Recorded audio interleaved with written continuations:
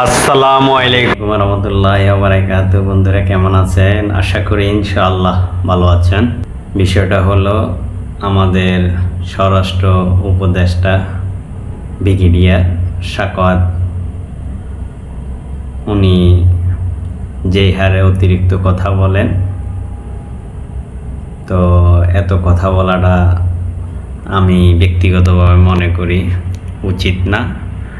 আর উনি দেশের এই ক্লান্তি মুহূর্তে উনি আওয়ামী লীগকে যেভাবে নির্দেশনা দেন, মনে হয় যে উনি দলের বড় বস। যদিও উনি টেকনিক্যাল খাটিয়েছেন কিনা সেটা উনি ভালো জানেন, কিন্তু টেকনিক্যাল এখানে খাটানোর কিছু নেই।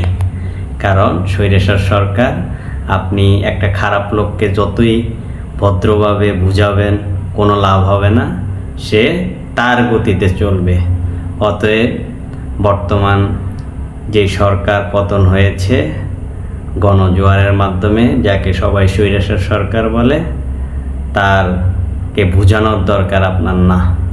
আমি আবারও বলতেছি, আপনার বোঝানোর দরকার না। বর্তমানে বাংলাদেশে যেই চক্রান্ত চলতেছে সেটা নিয়ে আপনি মনোযোগ দেন এবং স্বচ্ছভাবে সবাইকে সতর্ক থাকার জন্য আহ্বান দেন। ব্যক্তিগত মতামতগুলো দেখতে হবে সবাইকে। কারণ আপনি যেই বক্তব্য আজকে দিয়েছেন সেটা সঠিক মনে হয় নাই। আপনাকে আরও শক্ত ভূমিকা নিতে হবে। অন্যায়কে অন্যায় বলতে হবে, ন্যায়কে ন্যায় বলতে হবে। কারণ এটা স্বৈরাচার সরকার, সে অন্যায় করছে। যদি ওনার সৎসাহস থাকতো তাহলে তো দেশেই থাকতো। এতগুলা লাশ, এতগুলা মানুষ হত্যা হয়েছে, সেটা বাংলাদেশের মানুষ দেখেছে। অতএব একজন খারাপ লোককে খারাপে বলবেন, ভালো লোককে ভালোই বলবেন, সে যেই হোক। সর্বোপরি এটা মাথায় রাখিয়েন, ছাত্রদের মাথা গরম করাই দিয়েন না। এটা আসলে একটু লাজুক।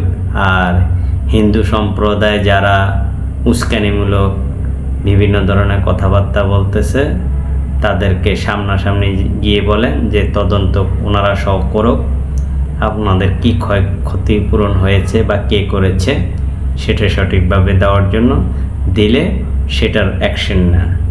আর যদি না দিতে পারে তাহলে ওরা অবাকাণ্ড কেন করতেছে তাদেরকে জব দিতে নিয়ে আসেন। সেটা হইল আপনার কাজ। কারণ আপনি আইন শৃঙ্খলা সঠিকভাবে পরিচালনা করার দায়িত্ব আপনার এবং দেশের পরিস্থিতিকে ঠান্ডা করার দায়িত্ব আপনার। তো ধন্যবাদ।